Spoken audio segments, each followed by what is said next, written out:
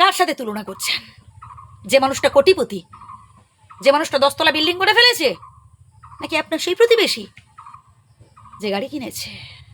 আপনার ছাদ পেটে জল পড়ছে, আপনি একটা ঘর করতে পারছেন না।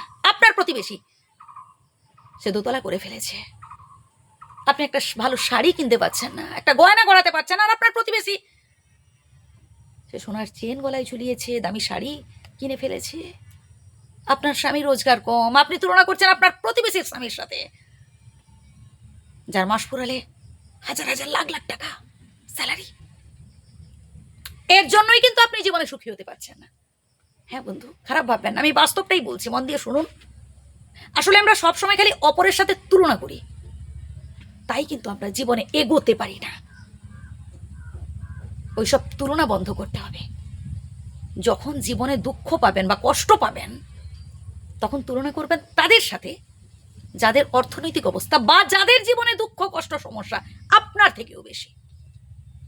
এমন অনেক মানুষ আছেন ভাই, দূরে কোথাও যেতে হবে না, আপনার কাছাকাছি কোথাও হাসপাতালে যান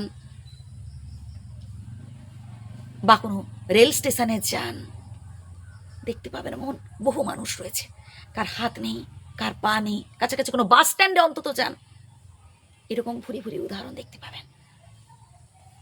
দুঃখ কষ্ট প্রত্যেকের জীবনেই আছে।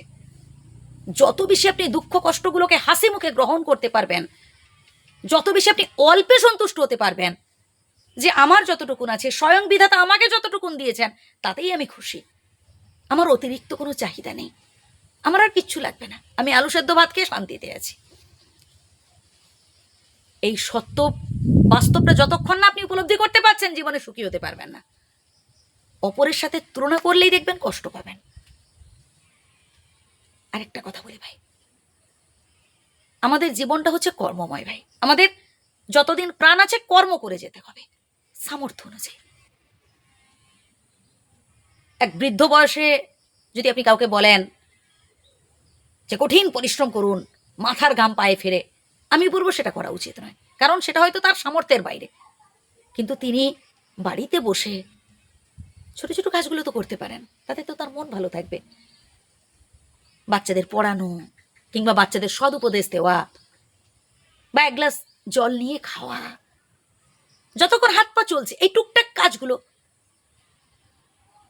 বাড়ির মধ্যে এমন অনেক ছোট ছোট কাজ থাকে যেগুলো করলে দেখবেন মানে গায়ে লাগবে না, পরিশ্রমও বোধ হবে না। এরকম অনেক কাজ রয়েছে, এখানে তো ডিটেলসে বলা সম্ভব নয় ছোট্ট ভিডিওতে।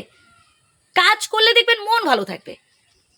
আর যত বেশি আপনি টেনশন করবেন, তত বেশি দেখবেন অসুস্থ হতে থাকবেন, নানান রকম জটিল কুটিল চিন্তা আপনার মাথায় ঢুকবে। ভালো থাকবেন, সুস্থ থাকবেন।